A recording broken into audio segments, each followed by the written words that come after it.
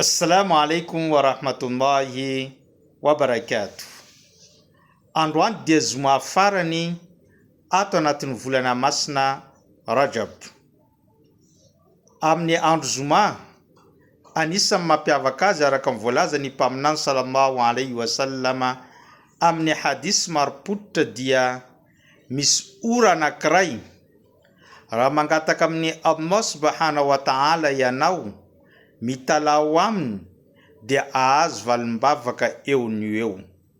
Ary rehefa nantaniana i mpaminany sallallahu alaihi wasallama hoe oviana izany ora izany, dia namaly izy hoe eo anelanela ny salatul asri sy ny maghrib amin'ny andro zoma. Izany hoe amin'izao fotoana izay misy antsika ankehitriny izay anaovako an'ity video ary ahitanareo azy ity. Noho izany ripiny Islam, andaotsika hametraka ny zavatra izay manahirana antsika amin'ny côté ary.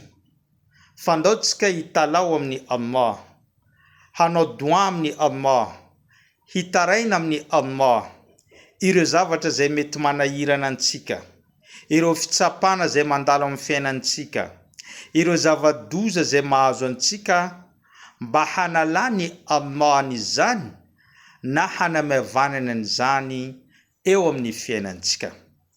Mangataka amin'ny Allah sy mibebaka aminy ihany koa tsika tamin'ireo fahotana sy ny fahadisoana maro izay vitantsika.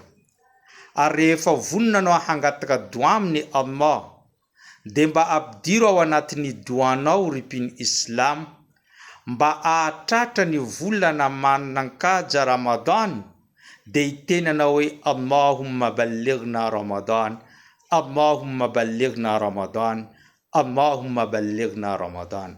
Tompo Allah, ome tombonandro izahay ka hahatratra ny volana Ramadan. Ome tombonandro hahatratra ny volana Ramadan.